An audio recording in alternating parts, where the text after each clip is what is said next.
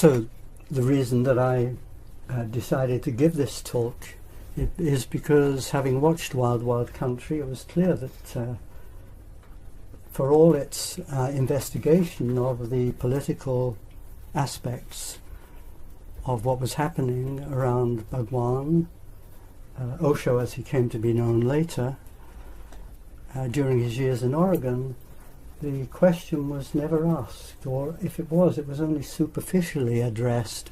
Why were we there?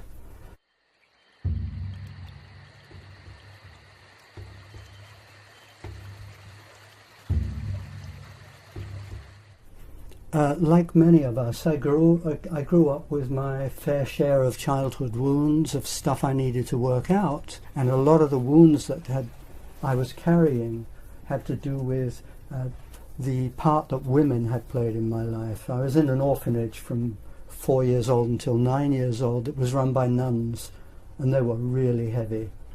And although I felt very loved by my mother before my brother and I were put in the orphanage, those years had really had a profound and painful effect on me. And I had a lot of healing to do from them. My 20s were a time of rebellion and experimentation and exploration, during those years I was reading a lot as well, and looking for answers and trying to figure out what is the meaning of life. What is it really about? And in my late 20s, while I was at Oxford doing memory research, in fact, I read a book by Carl Rogers, and it blew my mind.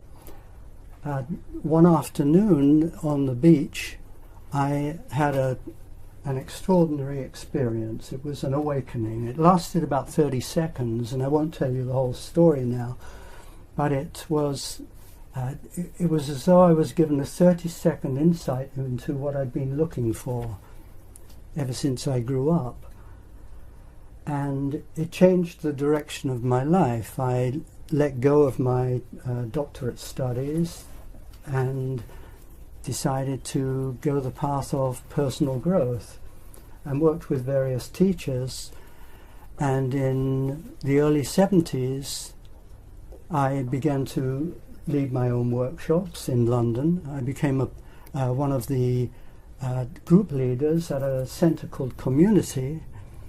And by the mid-70s, I was establishing myself in a minor kind of way as a group leader, a seminar leader, for people who were seeking some kind of journey of personal awakening. And I knew that I still had a lot of work to do, so as I was leading workshops, I was also still training and looking for good teachers. And by this time, I was seeing people in orange robes around London, and I had a kind of rather superior attitude towards them, that I don't know what these people are about, but I sure don't need a guru. And there's one thing I will never do, and that is have a guru. And Somendra showed up. He had founded this centre, Community. And I got to know him enough to be interested in what this Orange movement was really all about. One evening, feeling still very skeptical about this whole Orange thing, I secretly took a cassette tape of Bhagwan talking, and I took it to bed with me, and on my Walkman, you remember those? I listened to it, and I was shocked and awed and devastated, because listening to this man, it was clear that he was in a different dimension from all the teachers that I had worked with. He was streets ahead of all of us. And the way he was talking, I felt totally addressed. And the thing that was devastating for me was, I know I have to go see him. And a couple of weeks later, I found myself on a plane to Pune. So March the 8th, 1977, I found myself sitting in front of Bhagwan, and he initiated me, and he gave me the name Swami Anand Rajan, and told me, your name means a king of bliss. And then he had spent 20 minutes telling me how I was a beggar of misery because I had forgotten my inner kingdom and it was time to go in and reclaim it, which was all very aggravating because I was already a group leader and had a sense of some kind of self-awareness that he had just destroyed. And during this 20 minutes, I was blissed out. It was so amazing to sit with this being and just be seen, because for all that he was taking me apart, it was done with such compassion that I felt seen and appreciated and recognized in a way that had never happened for me. So after 20 minutes, when he said, anything you want to say? I said, yeah, I just want to stay here. So stay here forever. And I said, well, you know, I have commitments. I've made promises that I have to keep in London. I have workshops to lead. The man who made those promises is dead. How can a dead man keep his promises? Alan Lowen no longer exists. Now it's Swami Anand Rajan.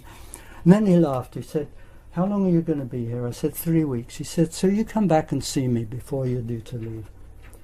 So, day before I was due to leave, I had darshan with him, and he said, so if you go back to England, how long will it take you to clear everything up? And I said, 2 months. So you go back, finish everything, then you come back and be here forever.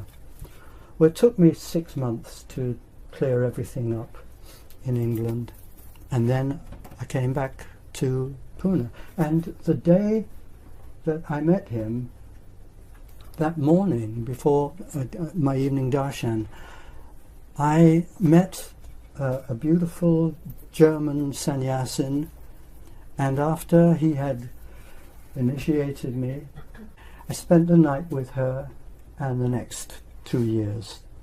And when I said it would take me 2 months to finish up in England, she wanted to come with me, and Bhagwan says, very good, you go with him, you'll be good for him. We had a marvelous relationship in that it was agony and ecstasy, and was a really significant period of being opened up in ways that were very difficult for me. Mahari, my girlfriend, she really knew how to get through and touch the painful places, and it was the same the other way around. You know, we were a really alive, intimate relationship, and nobody knows you better and knows how to push your buttons better than your sweetheart, your beloved, your partner, your wife, your husband. It's the way it is, and I'm sure you know that.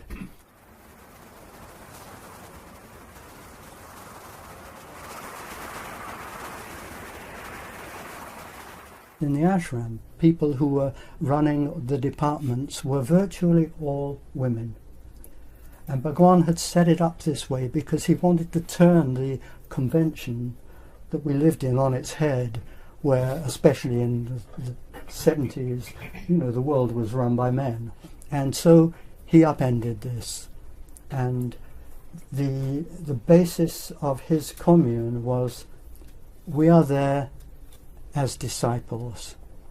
So when we went back to Pune after 6 months, within a couple of weeks I was called to the office and told that one of the group leaders was sick, and could I tomorrow come in and lead a group.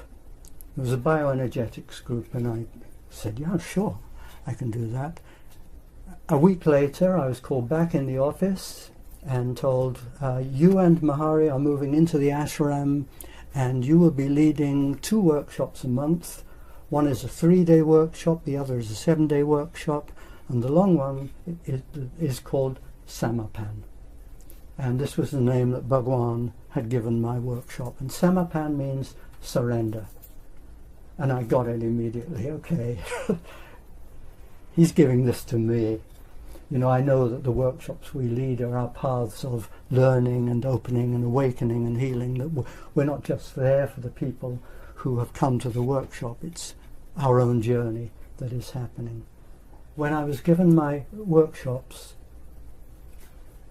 I wasn't given a single word of what I was to do in them.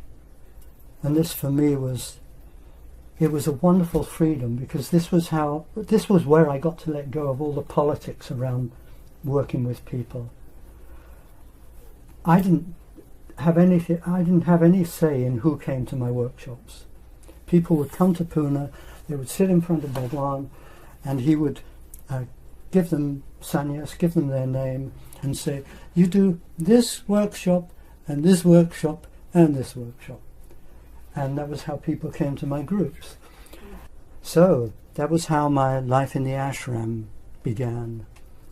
And doors kept on opening for me that took me closer and closer to him. I actually wrote to him one day, and I said, I don't know whether I should be leading groups. And I said to him, you know, I feel very perceptive and very present with people, but I have no compassion. So he called me to darshan, and he talked to me about how he saw me. And he said, all the compassion that you have known and shown up to now was fake. It just came from your ego, and this ego is disintegrating. And you will feel as though you're in the desert. Let it be so, and lead your groups as though you're in the desert. One day flowers will grow in the desert and you will know your real compassion. What he gave me in that was this incredible freedom to be with people the way I could be with them, and to trust that through what was given to me in being with them. I've always felt that when I'm working with people, they are giving me just as much as I'm giving them. And every day of my life is a learning experience for me.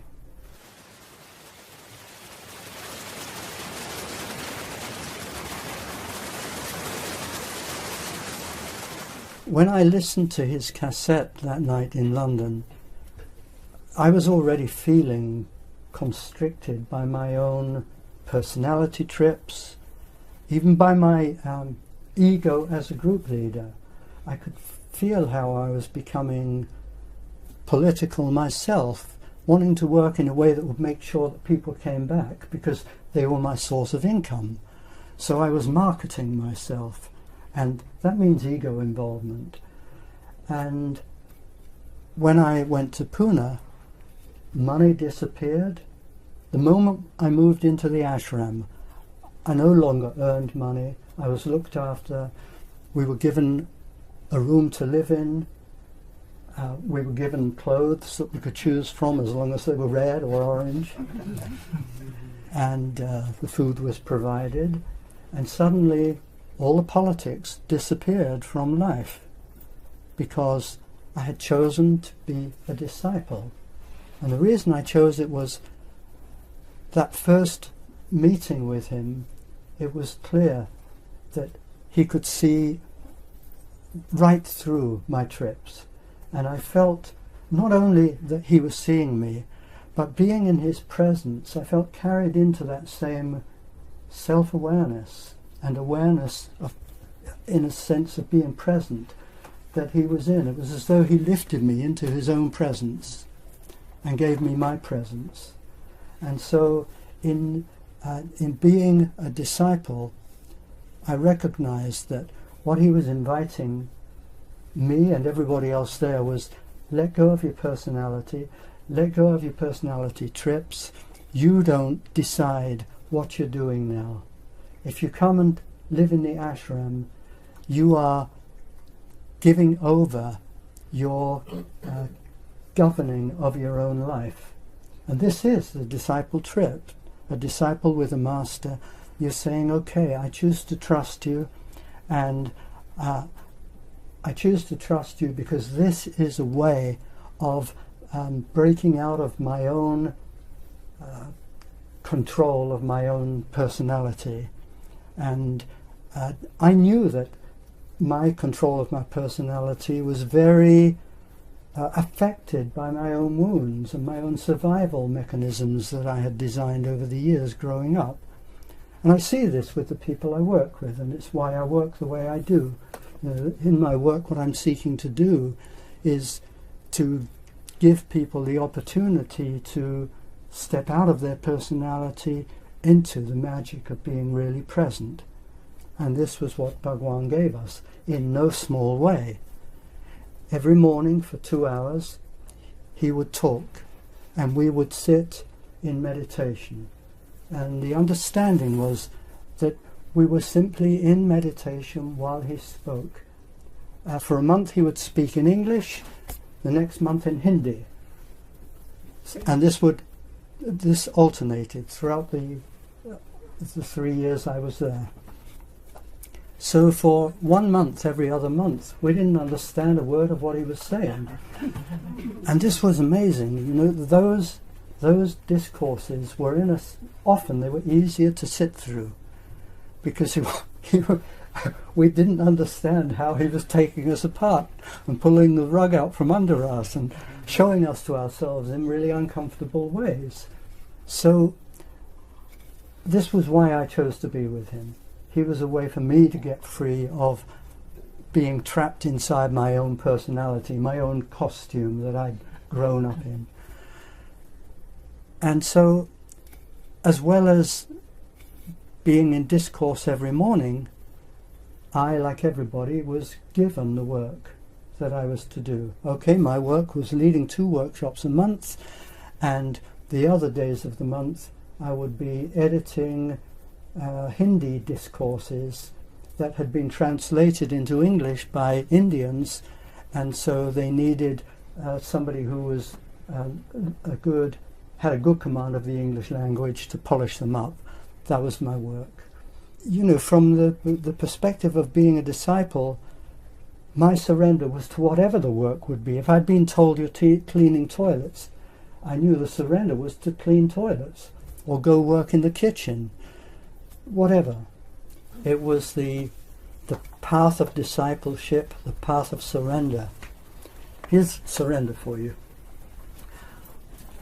I, one evening, went to a sannyasin party and we got chatting, a few of us, about Shakespeare, because one of my friends he'd been a professional actor, a member of the Royal Shakespeare Company, and another was very involved in theatre, and I was quite involved in theatre as well. My first profession I was a teacher of English and drama, so I had an attraction to drama. So we said, hey, wouldn't it be great to put on a Shakespearean play in the ashram? And the play, the obvious play to go for, was A Midsummer Night's Dream, because it's so full of magic and mystery. And the moment we put the word out, the actors and actresses came out of the woodwork, and before any time we had the cast together and we began rehearsing, and I and one other were directing it, and it was becoming so sophisticated in its shape and form that we decided, with the ashram's blessings, that it could be staged in a theatre in Pune, not just in the ashram. So this was very exciting for us, and there was even talk of it going to Bombay, which did eventually happen. And one morning I got asked to come to the office after discourse. Rajan, Bhagwan says you're not to play any more part in A Midsummer Night's Dream. And I was really upset, really upset and angry, and so broken-hearted I went back to my room and I was sitting on my bed and I was in tears and feeling like this is so unfair, this is so unjust. My creativity, and I was the one who came up with this idea in the first place. It's not fair. And I'm sitting there chewing the carpet or chewing the mattress, and in comes Karuna, the woman who organizes all the workshops. And she looks at me and she said, "Rajan, what's the matter?" She said, "You're supposed to be leading a group." Because 10 o'clock that morning I was starting Samapan. And I turned to her and I said, I can't do it, I can't. I'm just... And she shut the door and went away. And I just stayed there and went on being devastated. 10 minutes later she came back, she walked in and she said, "I have a message for you from Bhagwan. He says, go and lead your workshop exactly the way you are right now. Surrender." And when it came from him, there wasn't anything I could do. Okay, you know, this is an invitation. And at that time I had a reputation as a really tough group leader. I was hard. You know, I've lost a lot of edges by now in my old age, but that time my nickname was the Sword. So I walk in, and they're sitting in a circle, and there's this apprehension that there always is, you know, Rajan's coming, the group's beginning. And I walked in, and I walked into the centre, and I sat down, and I just went on crying. And they're, of course, totally shocked. And they all came around me and just loved me. And it changed something in me. It was another little breaking down of my ego trip of being the great Rajan, the great group leader, which I was becoming. And things like that were constantly happening. So that was the structure, and it was this structure that gave us the framework in which day after day after day we were invited and challenged to keep letting go of our trips and to simply live in the present, because this was the place that it was good to be, was in the present. And not only was it wonderful to sit with Bhagwan, but the ashram was a gathering of extraordinary men and women who were, they were all pioneers in their own way. They'd all chosen to dare to be in this disciple relationship. And as a community, we were having a wonderful time with each other. There were a lot of musicians, there were a lot of very creative people, from all walks of life, architects, lawyers, bakers, whatever, you name it, they were there. And what Bhagwan was giving us was a community, or a commune in fact, in which we were invited to live as totally as possible, as we dared, and to live always in the present.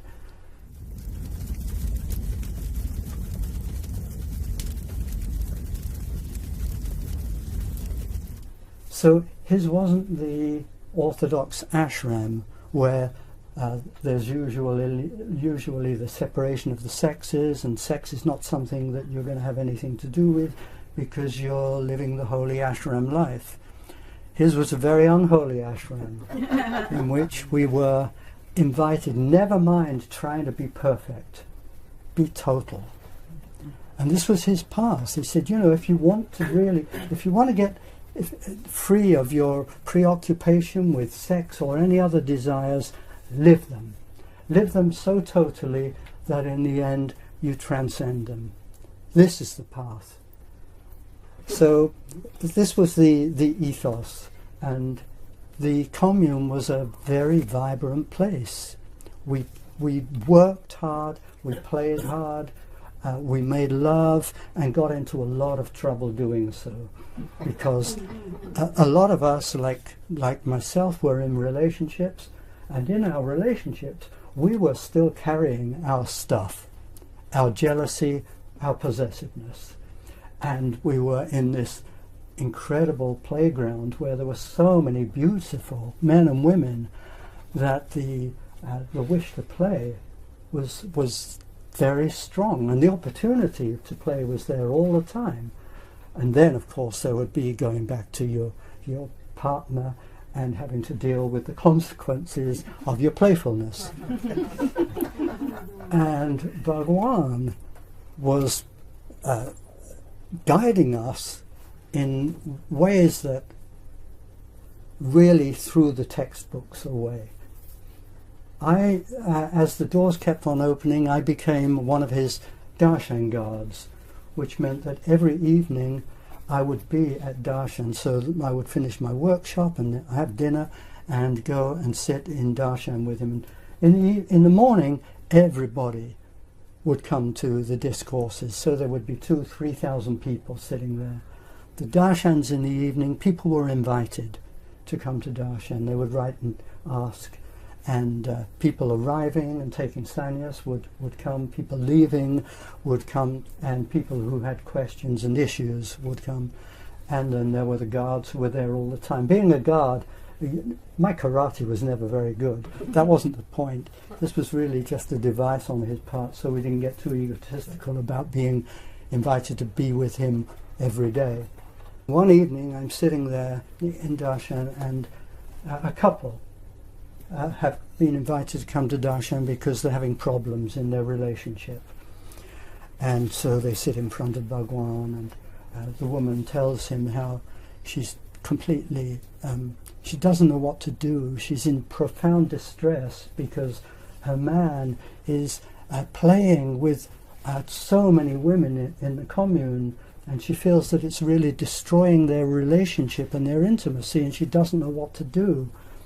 And Bhagwan sits there, and he turns to the man and he says, "This is no way to be looking after your intimacy. You have to bring your love to your woman. And yes, you can see all the beautiful women that you could be with, but you are in an intimate relationship. Be there with her. Live your relationship just with her." And she's happy. And, everything he says immediately goes out through the commune, so everybody gets the message, oh my God, it's wrong. We're not supposed to be playing around with everybody or feeling bad that we can't. We're supposed to feel good that we're only with our partner. And the next evening, another couple come. Same issue. Exactly the same. They've come to darshan because she's having trouble not knowing how to deal with her man wanting to be so playful. So Bhagwan turns to the woman. He says, "Why are you so upset? You are in this garden, and there are so many beautiful butterflies and bees in this garden. Naturally, your man wants to play with the butterflies, of course. And you, locked in your jealousy and your possessiveness, and you are here to let go of this. And if you love him, you let him be. What is love? Love is letting be. So if you love your man, you let him be, you let him play. And when it is upsetting for you, that is the time to love yourself in your upset, so that you can grow through this and grow into freedom." And this goes out into the commune. And so it was, everything he said, he would say the opposite of, and it was like constantly pulling the rug out from under us. And the message was, you have to feel it, you have to find it, you have to discover it for yourselves, whatever it is. And one day he said,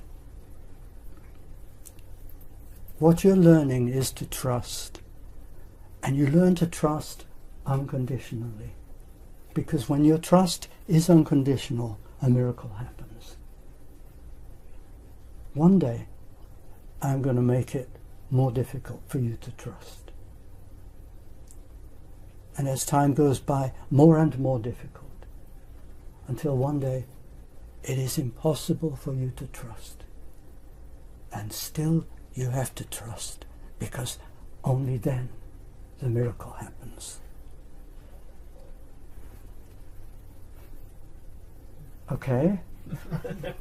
Okay, total surrender, total trust. And of course it's a total catch-22, which in Pune didn't matter that much, because it was such an extraordinary community to be in.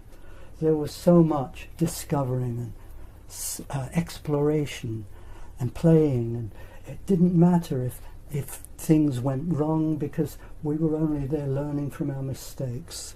And the only things that could go wrong were being upset, feeling like I can't do this anymore, feeling exhausted, getting amoebas and giardia, and getting sick, and dengue fever. Those were the only things that could go wrong.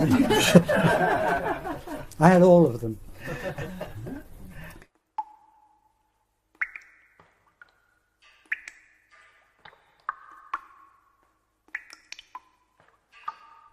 Being with him, it is so hard to put into words what it was to be with him. Eventually there came a time when I wouldn't always be in darshan.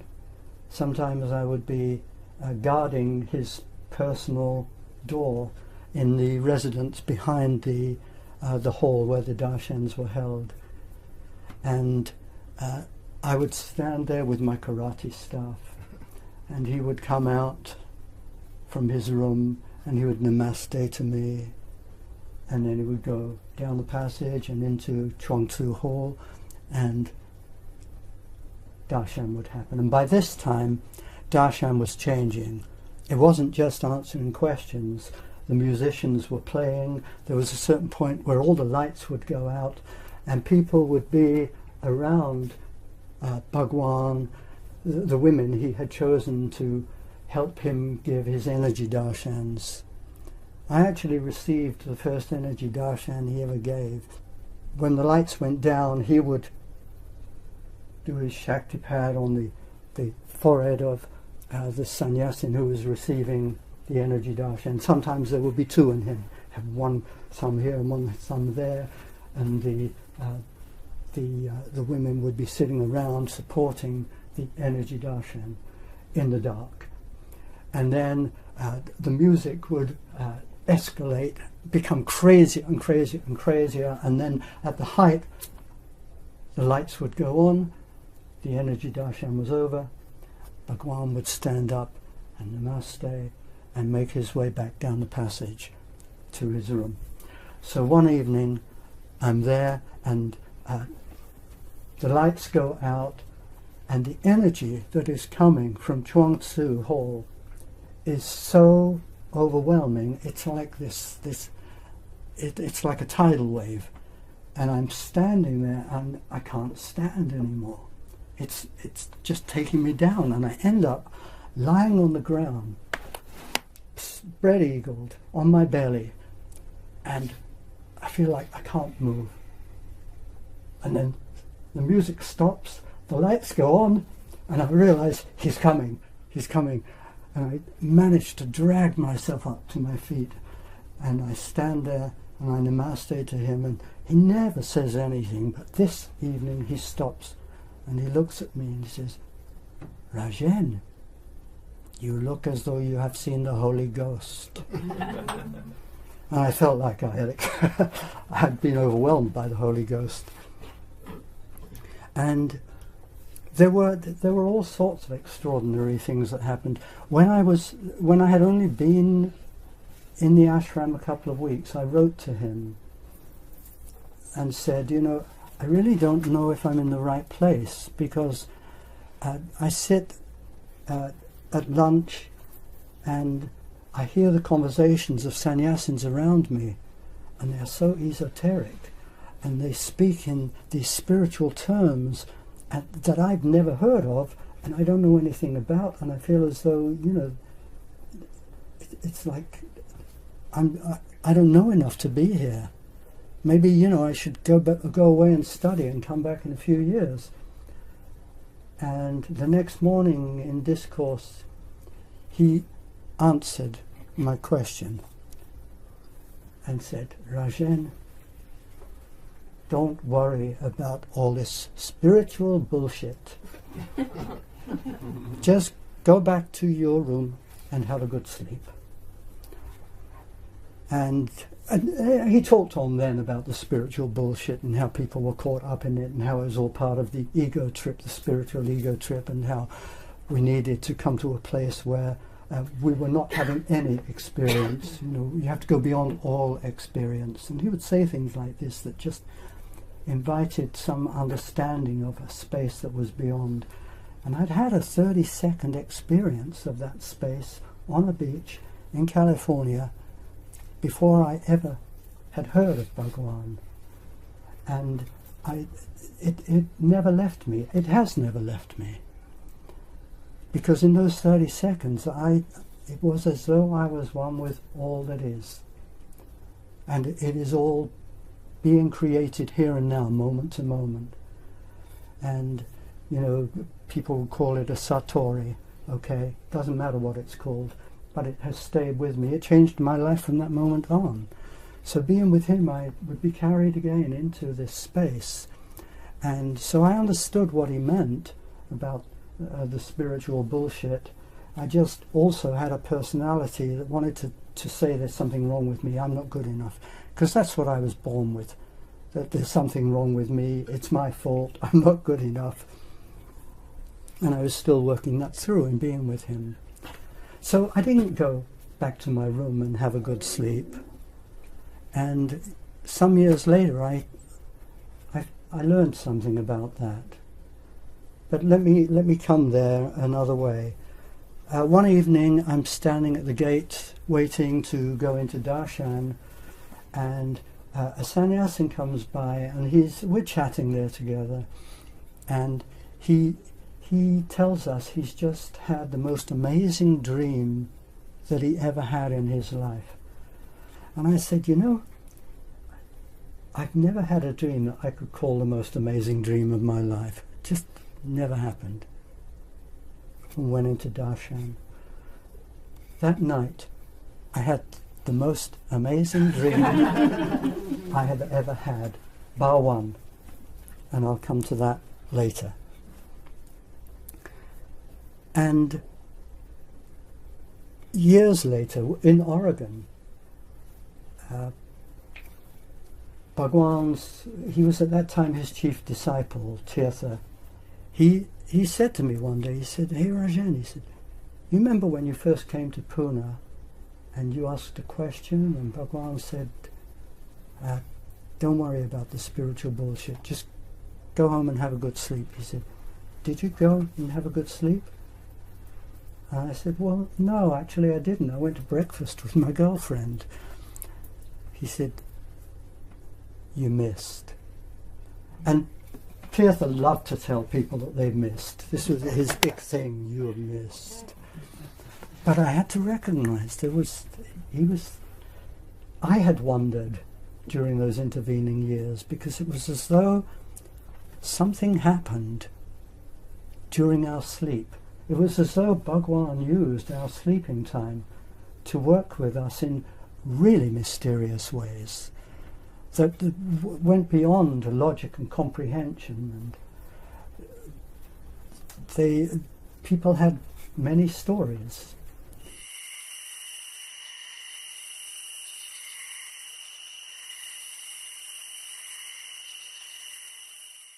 Mahari, that I was with for a couple of years, we had such a wild relationship, and sometimes it would get physical. And one morning we were so fighting each other, and she was screaming at me and clawing me, and they heard the sound of her screaming in the discourse in Buddha Hall. So after discourse, sure enough, one of the office women comes to us, and she says, I have a message for you from Bhagwan. He says, you are to stop the fighting, your bodies belong to me. Okay. what does that mean? But it was clear the fighting has to stop. But it didn't stop, and we went on, and it was all about jealousy and possessiveness and being attracted to others, until one day Mahari had had enough of it, and she went to the office and said, I can't be with Rajen anymore. Within 2 hours, the working sannyasins who were looking after accommodations had come in and moved me to another room. And so now I find myself in a room partitioned, where on the other side of the partition is a really nice Canadian guy who was a guitarist, and we got on pretty well, and I was okay with that. By this time, I'd been there a couple of years by now. Somehow, whether it came from Bhagwan or Sheila did not like group leaders, and she gave us always a really hard time. But anyway, it was as though it had been decided the time has come to turn the screws a bit, to push Rajen. So my Canadian roommate was moved out, and an Indian sannyasin was moved in, and a loft was built, and upstairs his mother lived. So now, okay, surrender. It was just so weird, and also it was clear that they're pushing me. How far does my surrender go? And then, by this time I was with a beautiful new French lady who didn't live in the ashram, and a point came, as happened for all the people who were not living in the ashram, where she needed to go back to the West. She didn't have the means to finance herself unless she was moved into the ashram, and I wanted her to come and live in the ashram with me, and asked, and no, this doesn't happen, Rajen. It's not time for Pramada to come and live in the ashram. So she left and went back to Europe, and I'm there now eating my heart out and feeling more and more ill, until the day comes that I feel like I can't be here anymore. I have to go back to the West.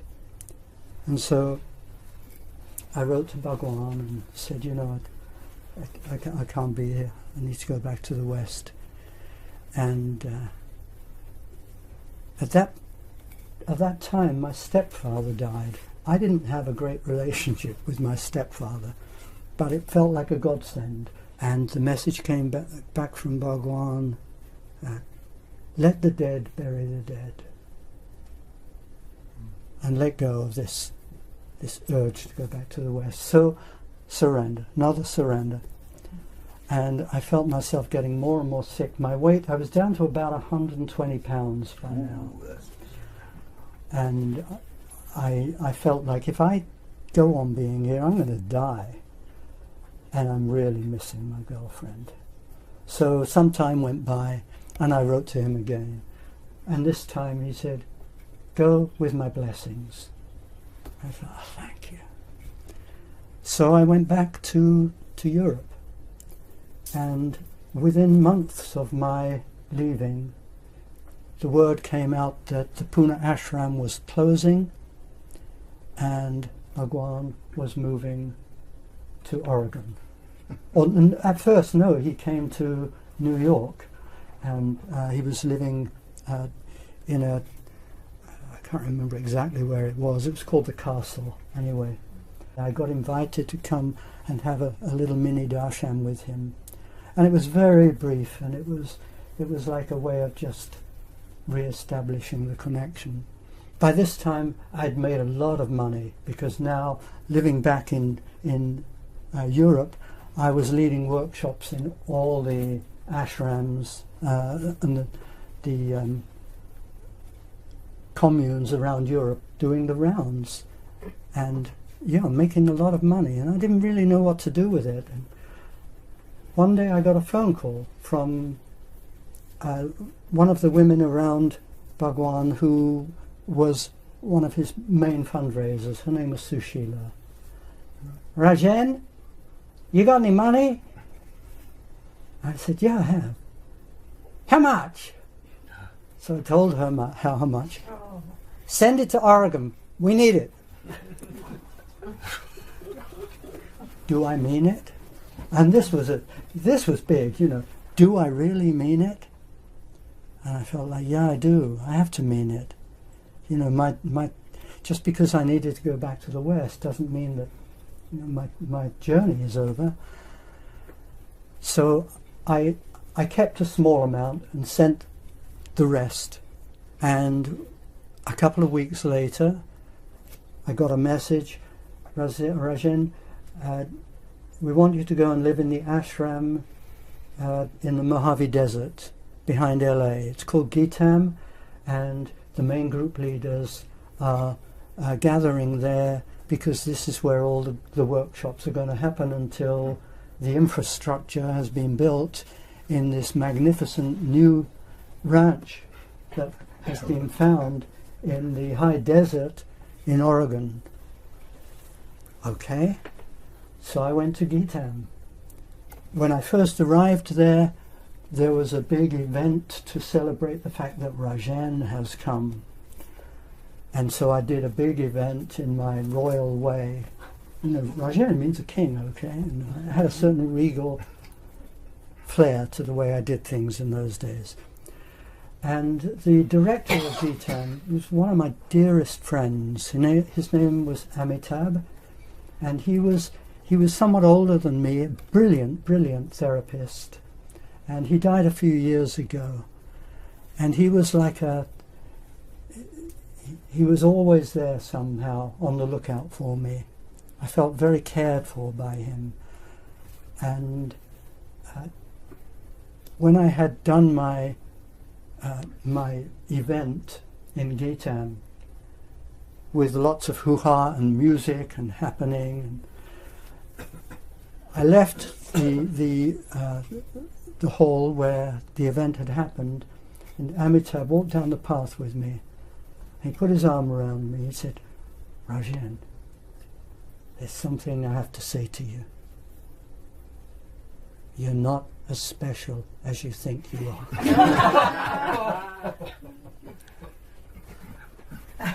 And it went right in. You know, it took me apart in a fabulous way. It freed me from something. And I saw the whole special trip that I had grown into, being Swami and Rajan, the King of Bliss. And that was another opening on this path of waking up and being present and being happy to just be.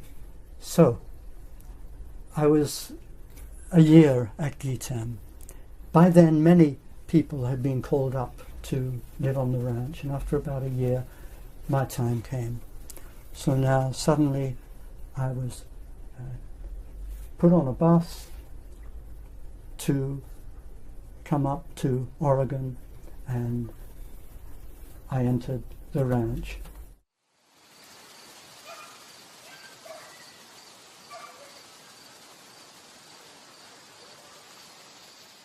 My first disappointment was immediate. And it was somehow I imagined that by now I would have my own room.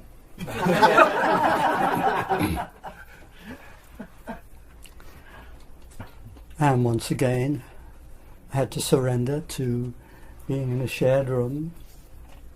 He was a totally okay guy, and I was put to work painting the rooms that would become the group rooms.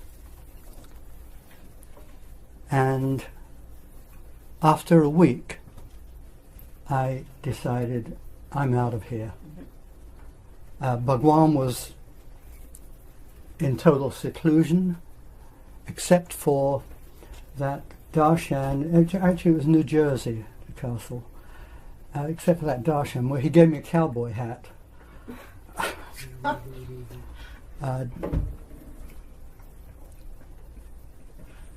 Except for that, I hadn't seen him since I left Pune. And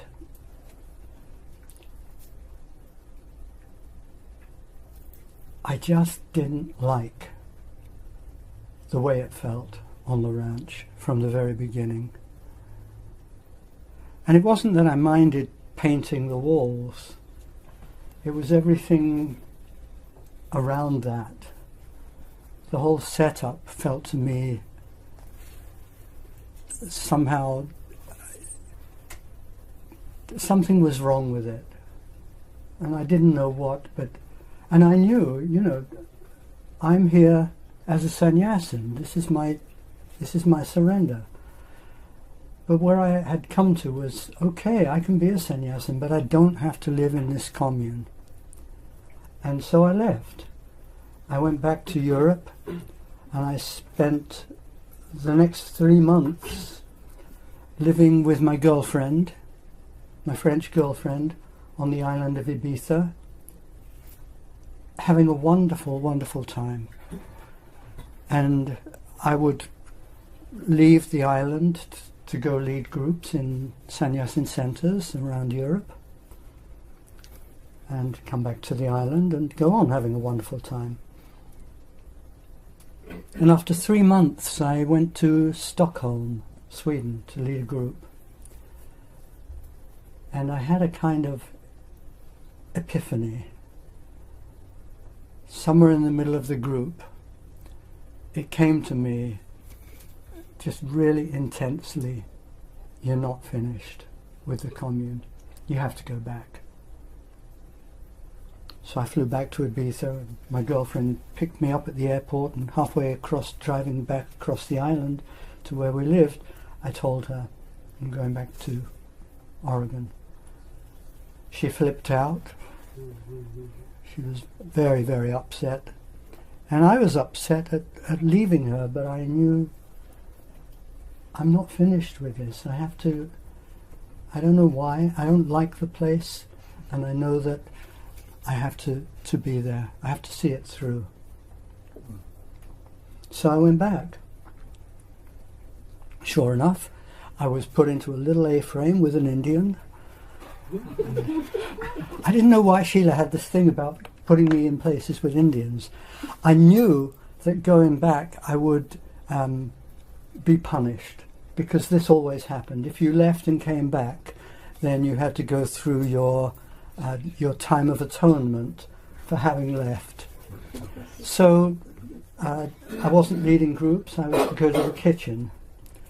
And the kitchen was notorious.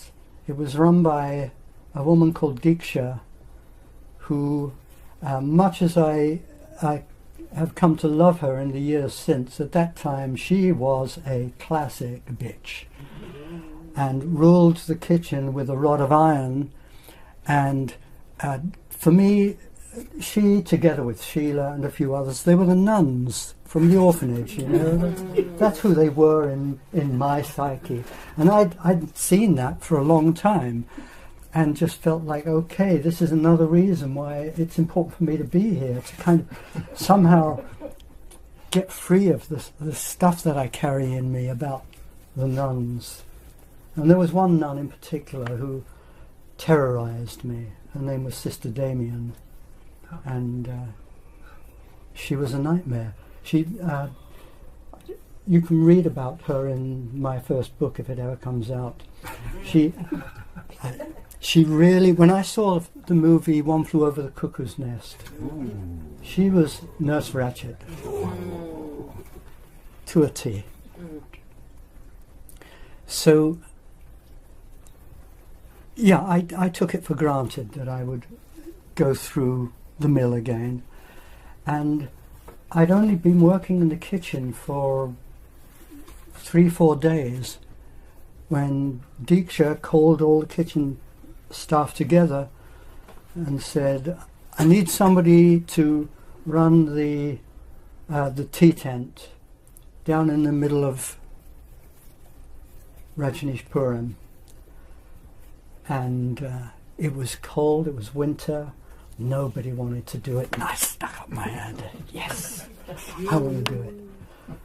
And it got me out of the kitchen, and I was on my own in my tea tent, and I could bring in my boombox and play my music, and I loved it.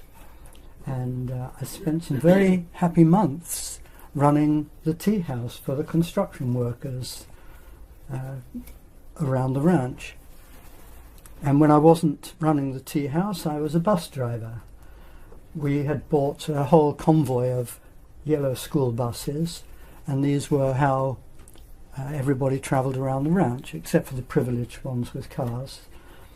And I just settled into the routine, and after a while was told it's time for you to lead groups again. And by this time the ranch was really evolving. It now had its own hotel and a new magnificent Buddha hall and its own airport and plane and boutiques and restaurant, and it was turning into a little city. And the move was afoot to incorporate the city, and it was clear there was a lot of political stuff going on. It was important that I and the other group leaders knew as little about the politics as possible, because we were working with people who were coming to the ranch anew to discover Bhagwan, and to many of whom became sannyasins. A lot of people became sannyasins after doing a group with me or the other group leaders. And so Srila wanted us to be kind of kept innocently in the dark about the whole political thing that was going on, so that we could work very directly with people without having to get into discussions. We didn't know what was going on.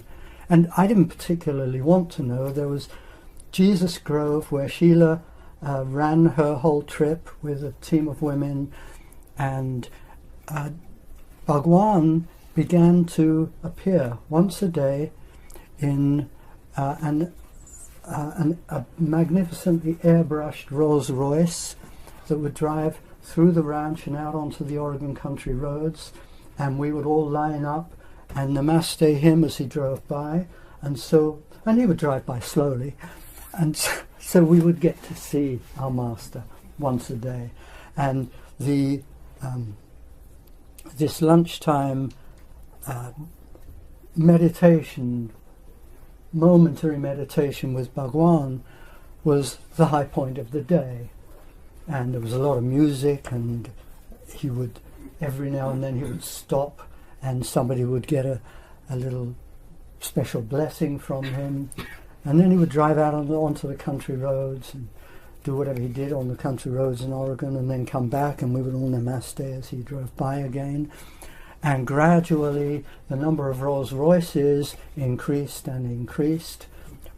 Each one would be airbrushed with a different design, so that there were, for example, one was the Max Escher geese that turn into waves, another was just flames, another was like a Paul Klee painting or a Cubist painting, and they were fabulous, and they accumulated and would be parked in this big area outside his residence that was up on a hill in the middle of the ranch.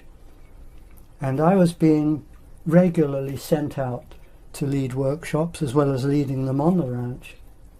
I would be sent to towns and cities around the States and to different countries in Europe, all of it as a means to bring more and more money onto the ranch. And of course people wondered, where on earth are all these Rolls Royces coming from? And when it was all over, in fact, I had a chat with Bhagwan's accountant, the ashram accountant, who was a good friend of mine. And she said, well, whenever the ranch is going broke, I go to Bhagwan and I tell him, Bhagwan, we're going bankrupt. And he says, buy me another Rolls Royce. And it worked, because in order to buy him another Rolls Royce, the word had to go out to the fat cats, to the Hollywood crowd, and the sannyasins who were mega rich. And they would pour money in, and in the end there were 92 Rolls Royces parked outside his house. They were sold off to a Texan when it was all over, who died shortly after.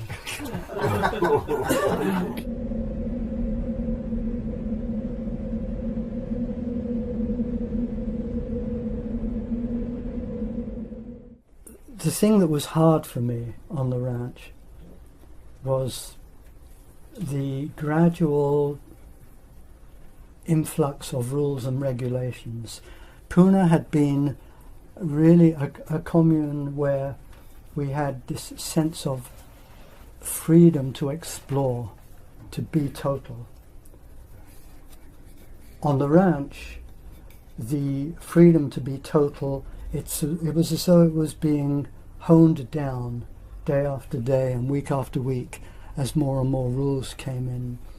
And there were things happening that just didn't feel good. Like suddenly we had security guards, and then suddenly the security guards were carrying guns. And my girlfriend, this was when I finally got to have kind of my own room, when I fell in love with a woman on the ranch who stood in very good favour with Sheila and the office crowd, and we were given a room together. So that was sweet. And my woman, Sargamo her name was one of the security guards. And I would ask her about what was going on, and her stock answer was, hey, I'm not allowed to talk about it. And I'd say, okay. And then she became one of several women who were invited certain evenings to go to Bhagwan's house. And she was always, like the others, instructed to dress in a certain way and not to wear underwear. And I, noticing this, was asking her about it and getting upset about it, and she was doing everything she could to just assure me that, hey, it's not what you think, and yeah, he does touch us as he did in the energy darshans, but it's not sexual. And I was left just with that. One day I'd been sent to Europe again, leading workshops, and as I came back from Portland to the ranch and was picked up at the entrance to the ranch by the driver who was going to bring me home to my room, he was driving a different road. And I said, hey, this isn't the way to my room. Rajan, you don't live there anymore. I said, what do you mean? I live there with Sargamo. She's not with you anymore, and your belongings have been moved to another room. And I was freaked out, and in the night made my way to our room, went up the stairs to the room. The door was locked, and I could hear very intimate sounds coming from the other side of the door. And it was clear she was with a new lover. And what I did with it was, we weren't monogamous. I had been in Europe, I'd been playing, having lovers, and my assumption was, it's my fault. She's decided to leave me because I've been playing with other women in Europe. And again, it fed into my old wound. It's my fault, which comes from the very beginning of my life. And all I could do was leave and accept that this had happened. And it just added to my sense of mistrust in being there. And at the same time, my mistrust is what I have to let go of, because the trust has to be unconditional, and it will become more and more difficult to trust. There was a period where for 7 months, the only days I was not leading a group was when I was travelling to one or coming back from one. That was how my schedule was. It was just continuous work. And sometimes I would sit in my group and people would think I was in meditation, because I would sit there with them with my eyes closed. And I was just taking the opportunity to have a little rest, because it was so endless, the work. There was the endurance that it took to just keep going and to work day after day and no breaks was really intense. And to add to this, I was then informed that in the evenings I would be waiting in the restaurant. So now I led groups during the day. I was a waiter in the restaurant in the evenings, and surrender, and it's going to become more and more difficult to trust. Yeah, okay, it is. Yeah, I remember. Okay, surrender. So life went on like this, and it was clear that there was stuff going on that we would catch a sense of. Something had happened in Salem with salmonella poisoning, and there were rumours running around that it had something to do with the office and Sheila and Puja, and it was clear that there was a lot going on in order to try and safeguard the ranch's incorporation as a city. And there was a vote coming up, and the rumour was that the salmonella poisoning in Salem had been actually brought about through the work of sannyasins who had gone there to poison salads in restaurants in order that people would be sick on the voting day. I mean, it was such an insane rumour that it seemed ludicrous. And it just seemed like the kind of nonsense that would be purveyed in order to bring the ranch into more and more disfavour. And it was becoming more and more disreputable to the people of Oregon. And I couldn't help feeling that this was no fault on the part of the people of Oregon. This was something that was actually being pushed by the way that Sheila and the people around her were conducting their politics. Because the little that I did get to see of it, when the whole ranch would be called together and Sheila would talk about what was going on with Oregon and incorporation and voting rights and so on, and how against us they were, the animosity, the hostility, and above all the aggressiveness that she came over with just spoke louder than anything she said to the contrary. And gradually the rules, as I say, they came in more and more. One day we were told you're not allowed to walk in the hills, and Sargamo told me, well, you know, there are rifle ranges out there, and I guess they don't want anybody to get hurt.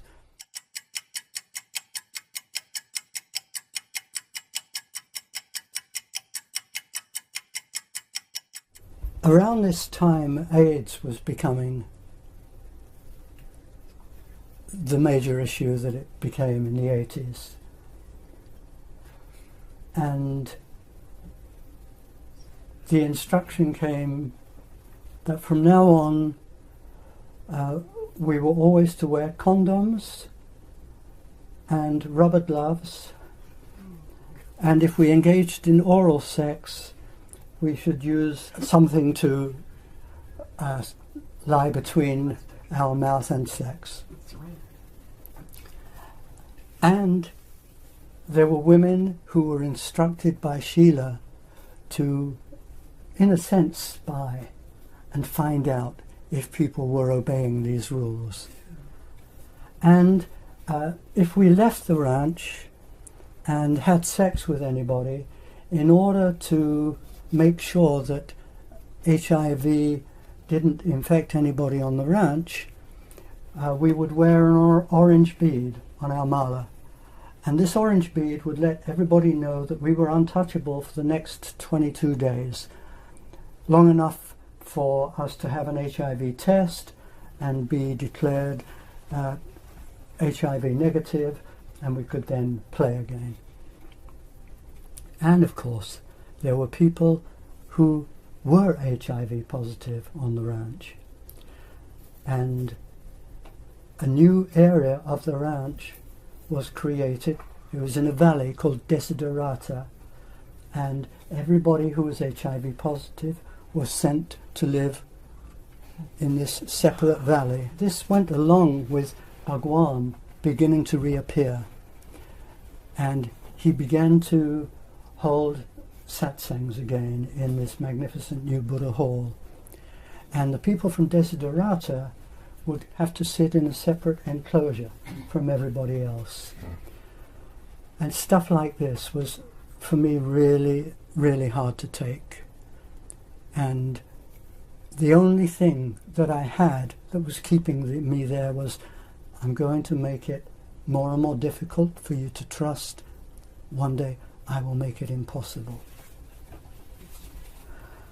Eventually, it became clear to Srila that the only way that Rajneeshpuram could be incorporated as a city would be to have enough votes to outvote the rest of the county. And so she was looking for a way to manage this. And one of her team came up with the brilliant idea to bring in homeless people and give them a new home.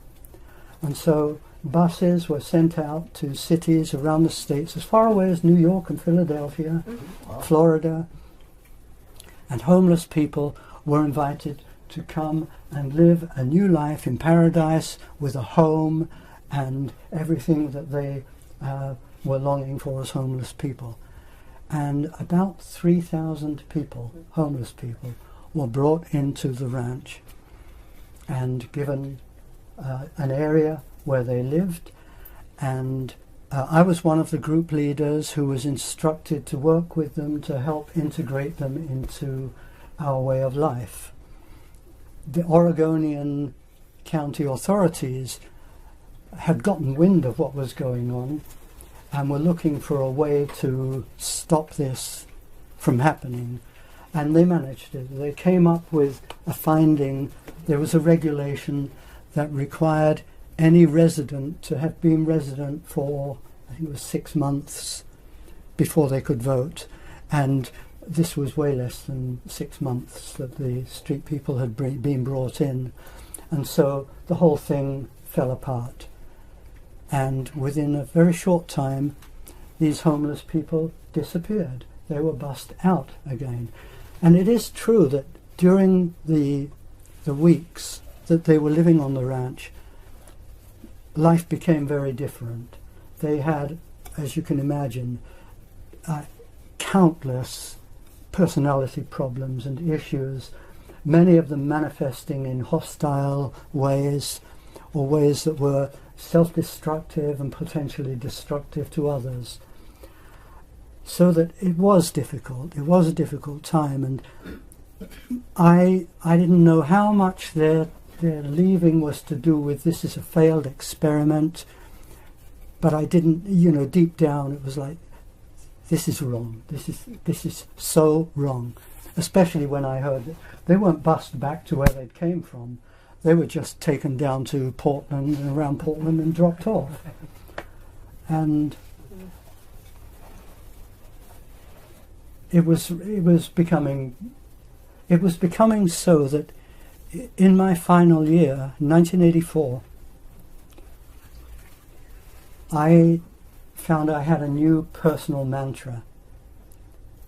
And my personal private mantra was, how much longer?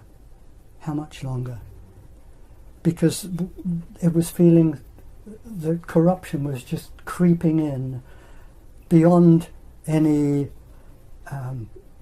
device asking us to find unconditional trust. It just seemed that it wasn't about a master's device. And what was unknowable for me and for most of us was how much of this is coming from Bhagwan and how much of this is coming from Srila. And I think this became the question in the minds of more and more sannyasins who are living on the ranch. And my sense was, I guess my way of keeping myself there, keeping myself in some kind of trust was, this is Sheila's shit. And I have one special regret from my time on the ranch. When the street people were there, the amount of money that the ranch had to play with was diminishing day by day. And it came to a point where we were asked to live on very meagre food rations. So the breakfast, for example, became a peanut butter sandwich. And one morning, for some reason or other, I had to go down to Jesus Grove, where Sheila had her enclave. And I walked in, and there were Sheila and all her team sitting around a long table with tablecloth and a sumptuous spread of food and drinks. And my regret, what I wanted to do in that moment, was to walk up to the table and take the tablecloth and just... And the thing that stopped me was surrender, trust. And so I didn't say anything.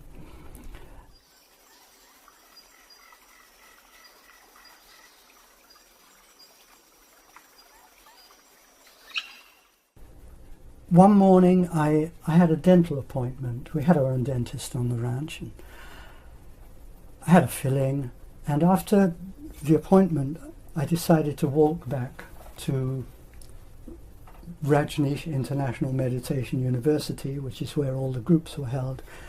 It was a long walk, and I was taking the opportunity to feel a bit of freedom through just having a long walk through the ranch.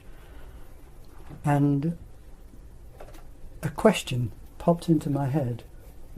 If I could have one thing in my life right now, what would it be? And what came was to sit with him again.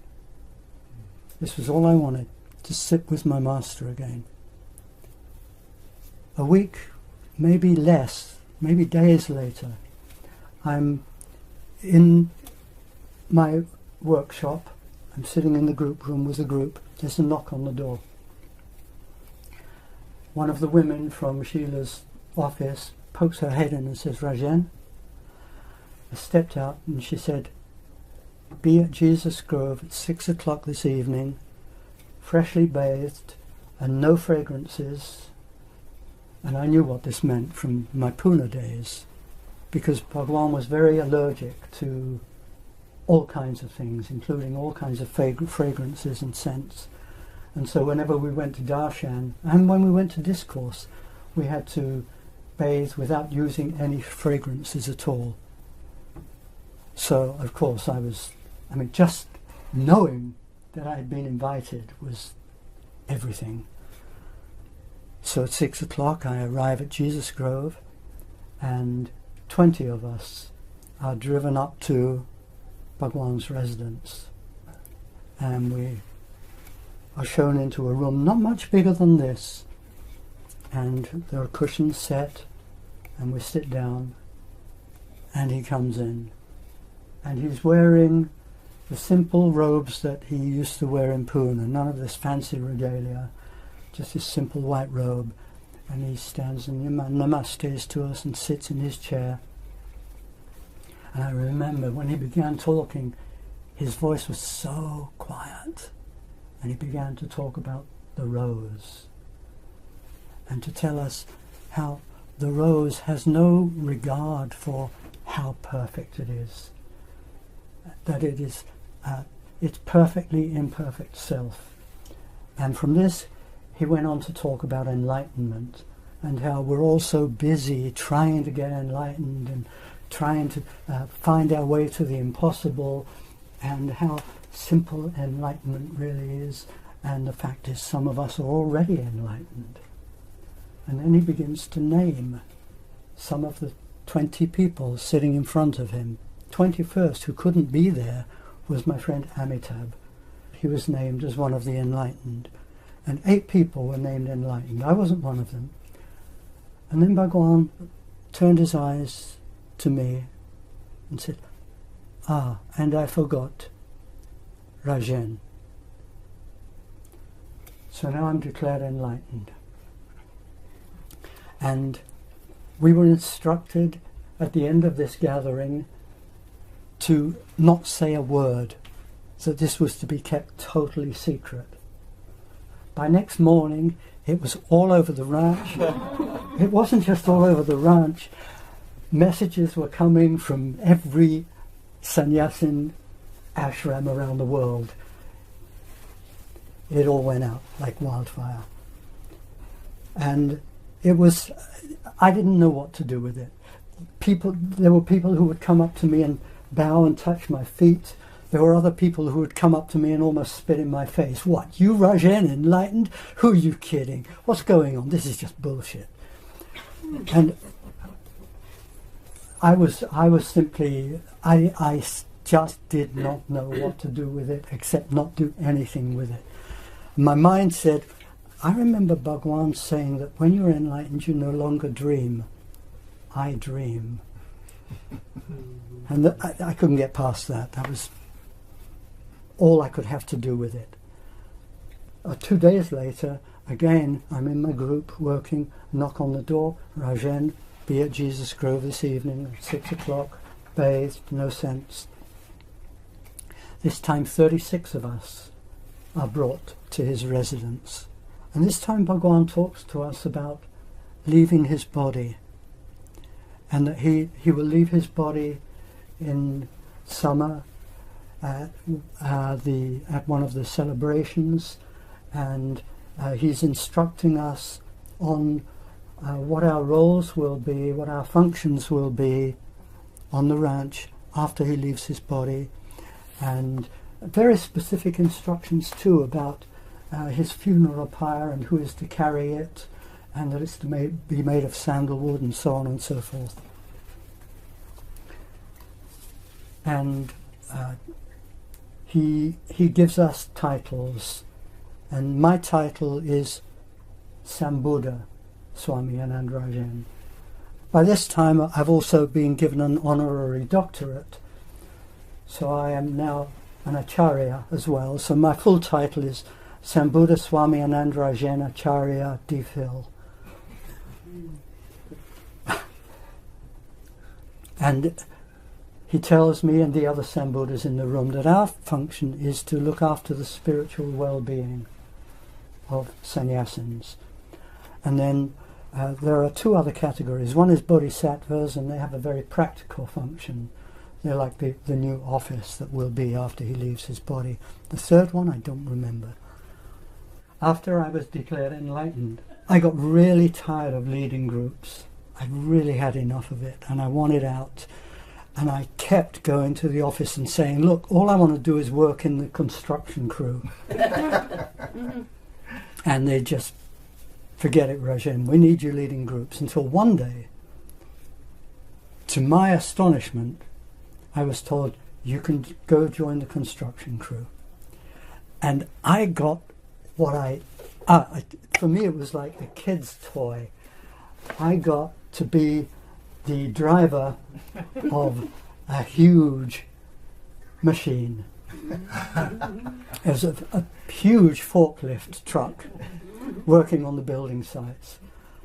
And I was in heaven, because I love driving. And even though this didn't drive fast, it was a buzz to work with all its possibilities on very uneven ground. It's totally my scene. I loved it.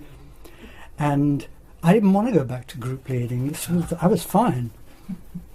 I could live on the ranch until whenever.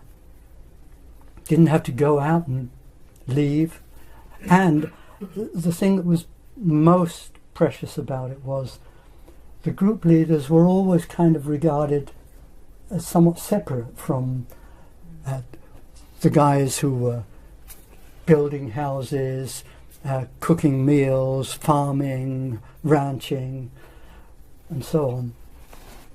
And I now felt really integrated with the community. And then came the day that the message came, Rajen, that's the end of that. You have to go back to group leading now. And I was so pissed off. And I went to the office and I was really upset about it. And I said, made it clear, I do not want to lead groups again. All I want to do is work in construction and just really be a part of the community. And Pratima, the woman I was saying this to, said, Rajen, I thought you were enlightened. And I said, Pratima, I tried it and I didn't like it. And that is kind of how I feel about enlightenment. The less it is set up, the better. And I think that the enlightened people around the world don't make a song and dance of it. It's something you just sense about them.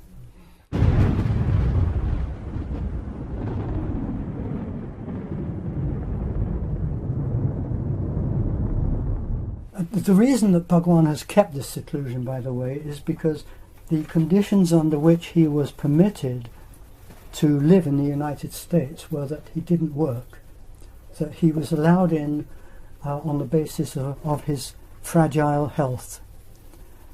And so he could live here, but he mustn't do his work. And if he sat with us in discourse and darshan, that was him doing his work. So he wasn't permitted to. And this was why he was in this seclusion, having just these private illegal meetings with sannyasins doing his work. Until Srila came up with the idea that the members of the media could come and interview Bhagwan. And this wouldn't be work. This would just be Bhagwan being interviewed by press and TV, and major celebrities would come and interview him. And each evening there would be this meeting with the world press or TV media. And I was one of the people who was instructed to be there every evening, and other sannyasins would be invited, so that it would effectively be darshan again. And these evenings became very strange happenings. Some evenings, the way he spoke was the way I had known him in Pune, just in his immaculate presence, and coming from such a space of awareness and understanding and compassion that it was just blissful to sit with him. And other evenings, he was political and judgmental and accusing, and as it seemed to me sometimes, deceitful. And I found this extremely difficult to be with. And my mantra was really playing up, how much longer, how much longer, how much longer. Yeah, as I say, I was constantly being sent out to lead workshops around the world by now. I was on the ranch when it happened, when suddenly we were all informed that Srila has left. Apparently Srila and the women around her had taken off in a plane and overnight, and it seemed that the feds were coming in to make arrests. the atmosphere in the ranch the next day was joyous. It seemed to be the beginning of a new era in the life of the ranch.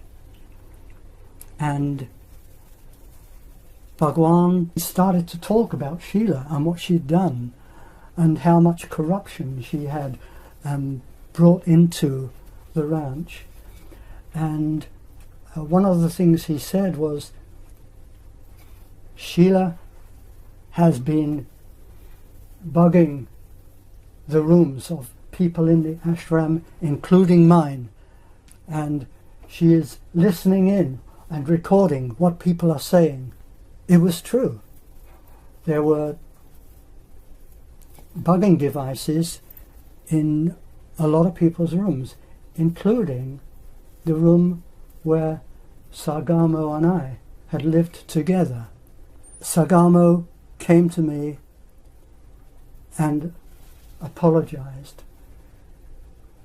And she said, you know, the reason that she threw me out was because our room was bugged, and Sheila, listening in on the conversations going on between Sagamo and I, decided that it was too dangerous for Sagamo, a security guard and somebody who was in on a lot of things in the office, and I to be together. And so Sagamo was told, you know, it's just, you can't be with this guy. And it was, you know, Sagamo was in her own surrender to the needs of the commune. I was then sent out again to Europe, and my function this time was, you have to help the communes because they're in turmoil. Since Sheila's departure, nobody knows what's going on, and we don't want the ashrams around the world falling apart, so go help. So I had already been to Switzerland and flown to London, and in London I was waiting for a business visa to go to Sydney, Australia, to help the communes in Sydney and in Perth. And my visa, my business visa, just wasn't coming. And one morning I called the Sydney commune and said, hey, you know, what's happening? Rajan, you're not going to get your business visa. Bhagwan just got arrested trying to leave the States. And they told me that he had been arrested flying out of the ranch in a Learjet that had to land in Charlotte, North Carolina. And for me, this was the end.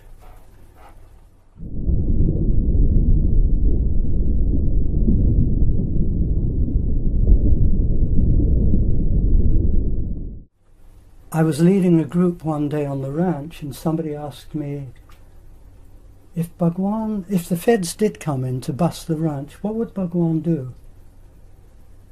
And I said, he wouldn't do anything, he'd just sit up on the hill and laugh. Because that was my sense of him. And so in London, how it was for me was, he's run away. He's split because the feds are coming in. I don't have to do this anymore. It wasn't that easy. I went back to bed and I cried because it was like the breaking of everything. And after a couple of hours, I sat up and I looked to the walls of this room. And there was nobody else there. And I said, oh my God, I'm leaving. And I got up and I dressed.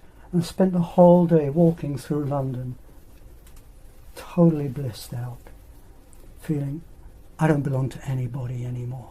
My body is my own. I don't have to do this trip anymore. And it was a moment of a day of incredible ecstatic liberation. And then within a day or two, it came to me, I have to deal with the practicalities of this. So the first thing I did was to call a good friend of mine, Viresh, who ran a Humaniversity in Holland, one of the big Osho communes, or Bhagwan communes in those days. And he arranged for me to go stay with friends in northern Italy. I did so. I went and stayed there, just asking myself, do I really mean this? And it was hard to mean it all the way through because of all that I would be letting go of. Like everybody I knew, all my friends were sannyasins. My world was the sannyasin world. And to see that I would be letting go of it into something that I had nothing out there. And I had no money, I had no bank account, nothing. So I had to know I really meant it. And I called Viresh. Well, he called me and he said, "Hey Rajan, they're looking for you. The people on the ranch want to know where you are." And he said, "Why don't you come hang out here for a while?" So I made my way up to the Human University and hung out with Viresh and his crew for a couple of weeks. And then I called the ranch and said, "I want you to know that I'm leaving. I'm just going to come back to collect my things."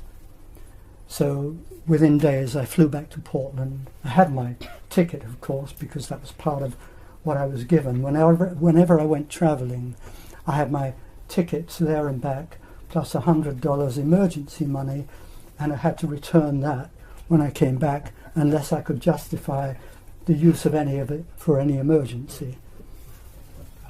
So I came back to the ranch. I arrived in the evening, and that evening the message went round to everybody. The ranch is bankrupt, and in Buddha Hall the next morning we were told, "You have 3 days to be out of here." I was kind of awed with the magic of it, for me personally, that all my friends would be out there as well. Great.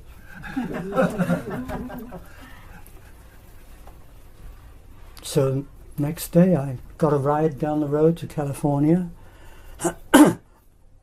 and I was still Rajan and went to see Amitabh.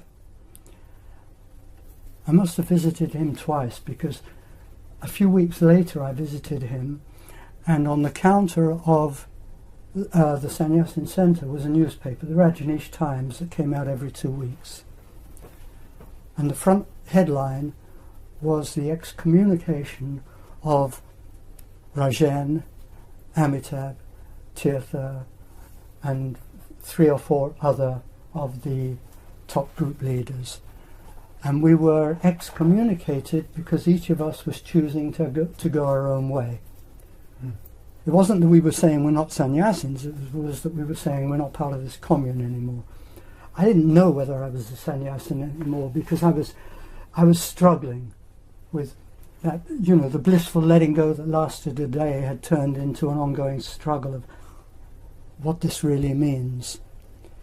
Meanwhile, Bhagwan was now on what was euphemistically called his world tour, which meant he was going from one country to another looking for asylum and getting kicked out of each one until he was compelled to go back to India. And there began Pune too.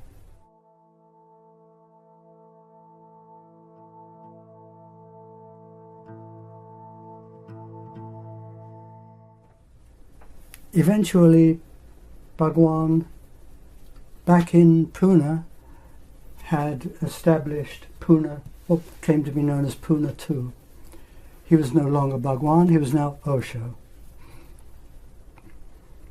I felt no inclination to go to Pune. That was clear. And in any case, officially I'm excommunicated. And then every now and then I would hear that he was talking about me.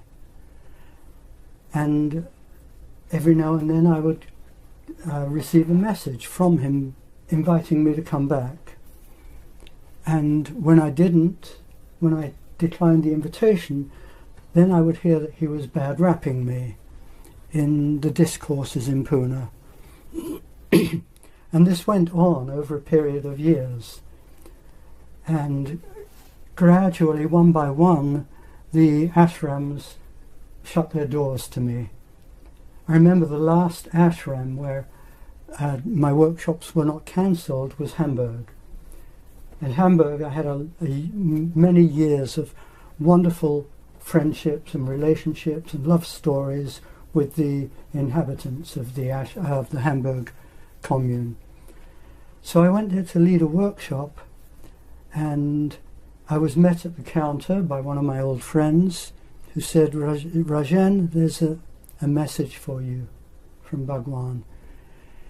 He wants to know if you're still a sannyasin, and if you are, he has something very special to offer you.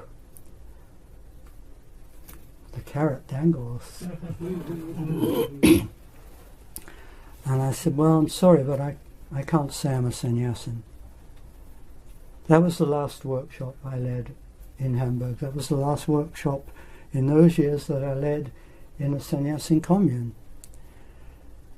And shortly after that, I heard on the grapevine that Osho was now telling people that Rajen was totally on an ego trip, and the message came to me to stop using the name Rajen. And when I received this message, my response was, please tell Osho, he didn't lend me the name Rajen, he gave me it. It's my name now. It's up to me what I call myself. So I went on being Rajen for a few more months. And then one day I realized that I needed to let go. I needed to just, for my own sense of cleanness and innocence and freedom, I needed to let it all go. And so I came back to being Alan Lowen and began working as Alan Lowen. And finally, a few months before he died, I heard that he was again talking about me in discourse and saying that I was very angry with him and that I was saying bad things about him. And I wrote a letter to him and said, you know, I just want you to know that I'm not angry with you, I'm not saying bad things about you. I am puzzled that the man who really gave me this opening into being me is now putting me down for being me. And I left it at that and sent off the letter, thought no more about it. And by then I was never invited to any sannyasin events anywhere.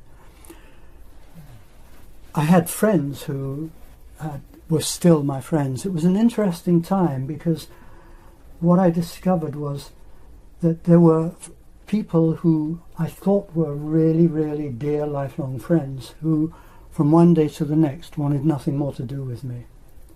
And there were other people who I thought were dear and lifelong friends who really were dear and lifelong friends, and it didn't matter to them at all that I was now persona non gratis. It wasn't so for them, and our friendships just went on.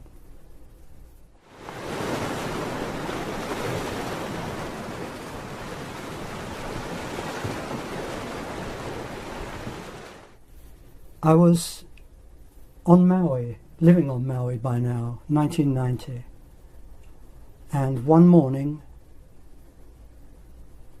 January 1990, I got a phone call from a friend on the island, a sannyasin. And she said, "Hey Rajen," and she called me Rajen, "Osho has left his body and we're all meeting.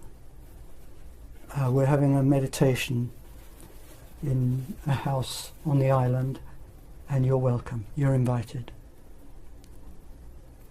And I was very touched to be invited and astonished by the news, because he wasn't that old. And I went.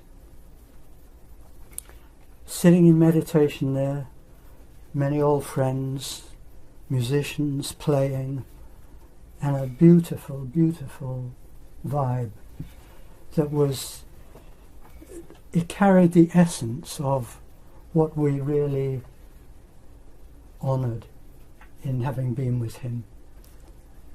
The presence, the compassion, the love, the vision, the mystical. And I'm sitting there in meditation, and suddenly I remember my letter.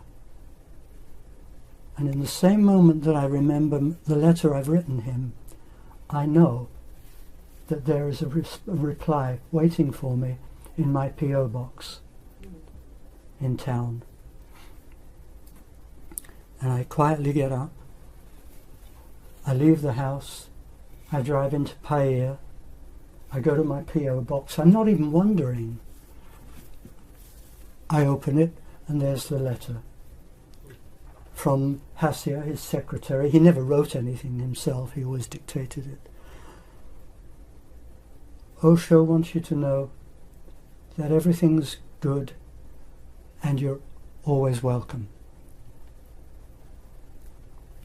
And I was so blown away by this that I decided I have to go to Pune, because so many people from all over the world were congregating to be where the master had left his body. You know, these days around after a person has died, you may have experienced it yourselves, they're very rich days. It's a very rich time. So we had a good reason to be going there. So I was leading a group on the island the following weekend. 10 days after that, I was starting a 1-month vacation workshop in Mexico, down in the Yucatan Peninsula, and I arranged a plane ticket from Honolulu to Bombay on the Sunday evening after my group ended, and from there I would fly direct to Cancun, and I would get into my workshop just a few hours late. I then discovered that I needed a visa to go to India, which had never been the case in the old days of Pune 1, when anybody who was British was totally welcome in India with just a British passport. So I called the Indian consulate in San Francisco and was told, yes, if you send it by express with an express envelope inside, we will get it back to you by Thursday. This was Monday. Great. Thursday it doesn't come. Friday I'm on the phone all day long. Saturday morning I call again and somebody answers. And I say, you know, I'm calling you because you're supposed to have sent my passport with my visa. I'm due to fly to India on Sunday evening. Yes, your passport is sitting on the counter here in front of me. I said, what do you mean you're supposed to have sent it? Yes, but you did not put the right money in. I said, you told me to put in $15. $15 for American passport. $45 British passport. I couldn't go.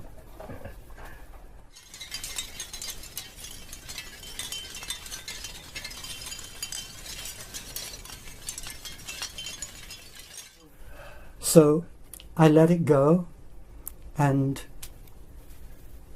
10 days after that I flew to Cancun and made my way down to the Yucatan Peninsula. And one night we're sleeping, living in thatched cottages on the beach, on this beautiful sandy beach. I'm asleep in my hammock in my thatched cottage, and I have a dream that is more than a dream. It's like a vision. I'm asleep in a room halfway up a high tower, and the door opens and Osho comes in, and I sit up and he stands at the foot of my bed and he tells me to continue his work, and then he turns and he leaves. And I get up and I follow him out of the room down this old medieval staircase, and I go open these doors, walk through them, and find myself in a cathedral. He's not there, but there are two lines of sannyasins. There's a line of male sannyasins facing this way, and a line of women facing the men. Everybody's naked. And I realize I'm also naked. And I walk across, and I join the line of men, just standing in the middle of it. And the door at the end of the cathedral opens, and Osho walks in. And he walks down the line, down the aisle between us, namasteing, and he stops in front of me, and he namastes, and he initiates me as Alan. And then he turns, and he leaves. Now, his logo in those years, you may know, is a great white bird, and in its shadow, under its wing, is a smaller grey bird, the disciple flying under the wing of the master. I am so blown away by this dream. It's so real that I wake up in shock. I get up out of my hammock and I walk down to the edge of where the sand meets the ocean, and I'm standing there. It's like 3, 4 o'clock in the morning, and the ocean is just gently lapping, and the stars are shining, there's a moon, and as I stand there, just full with this sense of him, I hear this whoosh, whoosh, whoosh, and I look up, and over my head, from behind me, flies this great white bird, and just flies out to sea and disappears. And that is the end of my story with Bhagwan and Osho.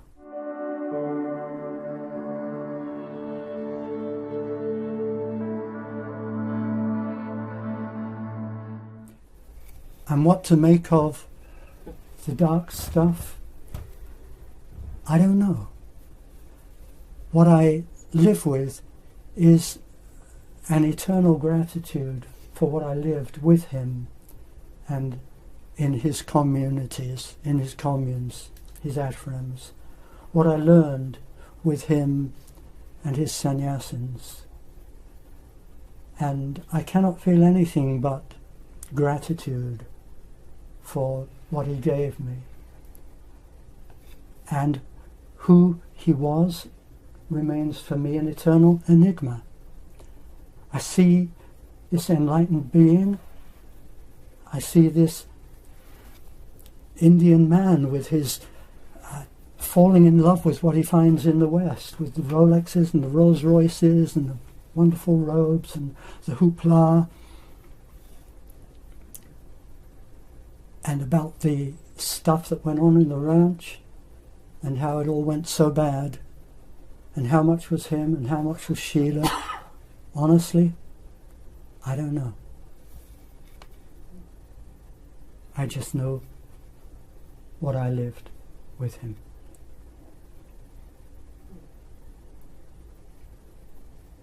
That's it.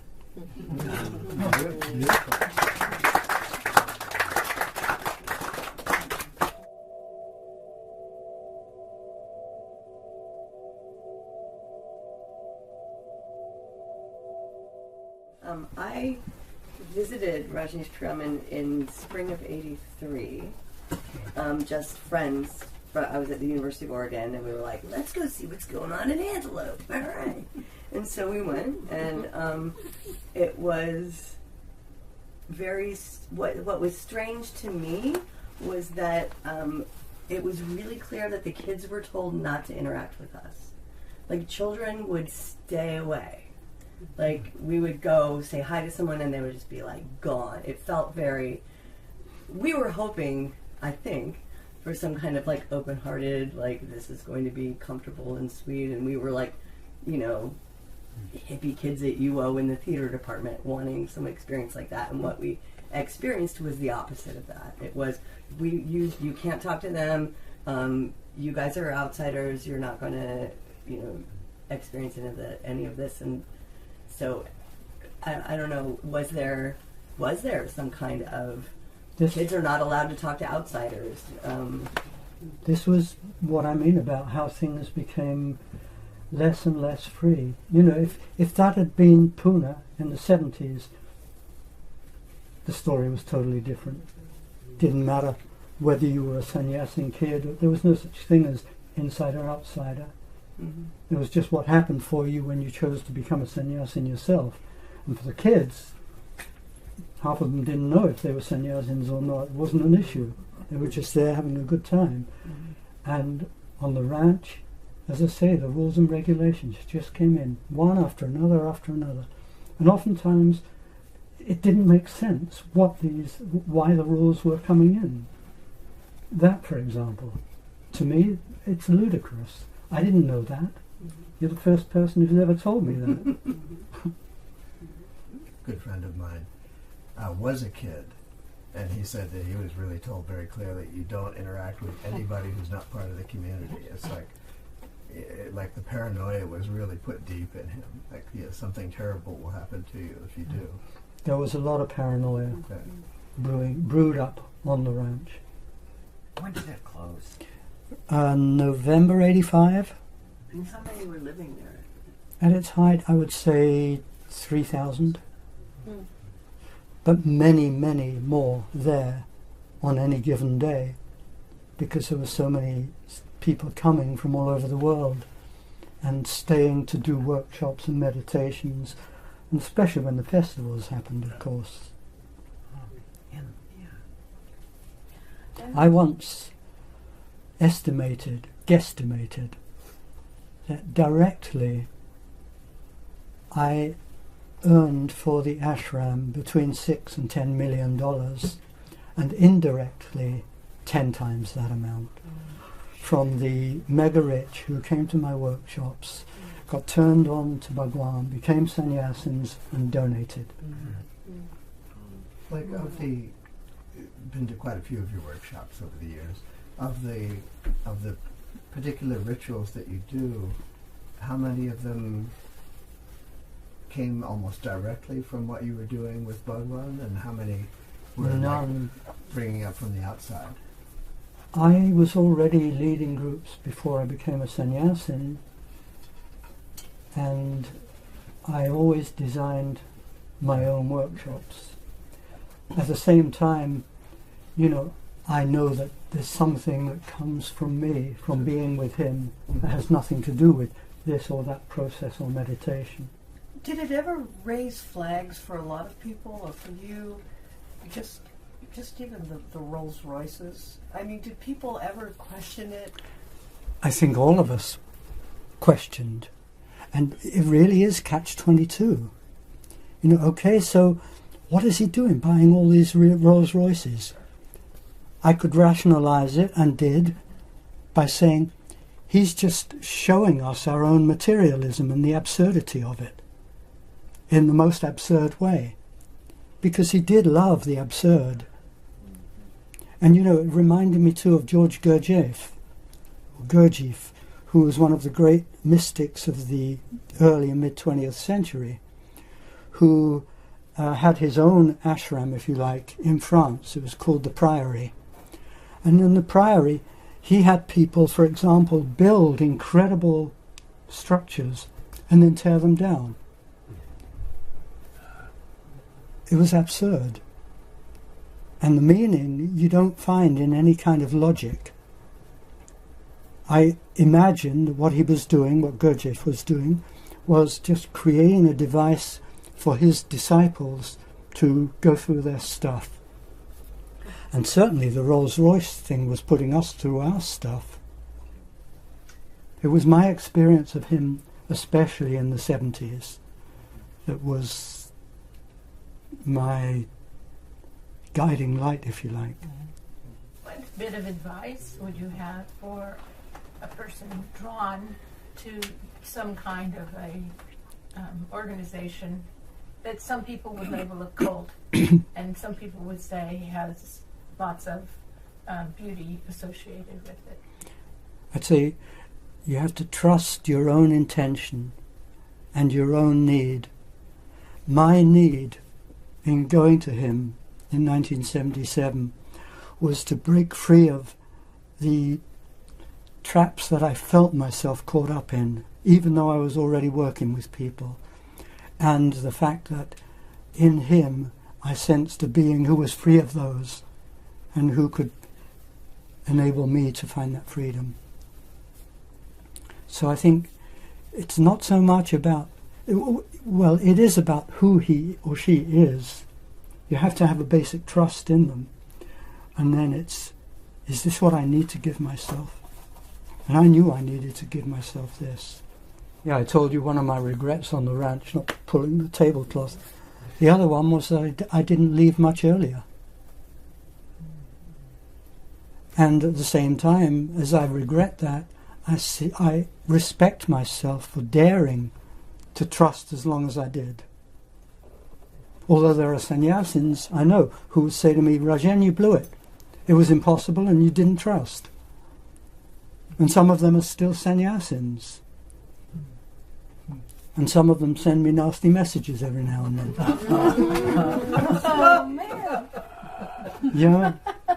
I'm curious now in your reflection, what concept of discipleship and following, what that means to you now. You do it because you have to. In 1977, the way it came to me, I felt I have to respond to this. And two of the most important days in my life are the day I became a sannyasin and the day I let it go. And they both really matter. That's discipleship. Well, I'm really struck because I was there for a lot of what you're talking about, and also with you when you came to Maui and you started your art of being, and we're going through all that with Osho about dropping the name and when he died, and I was there, so it's just been really auspicious to be here this evening, hearing the journey through your sharing, having shared some of that journey, with thousands of others and you there, and then with you a bit more connectedly on Maui for some time as well. Beautiful. Yeah, Maui's a haven. I have so many sannyasin friends on Maui. And they're not busy with whether I'm Alan or Rajan. In fact, I often get called Rajan there, and I like it. There's something very affectionate about it. It doesn't mean I'm a sannyasin, it just is how I'm known to my old friends. I like the Zen saying, Zen mind, beginner's mind. And I love being at the beginning. Yeah, let's call it a day. Thank you. Thank you.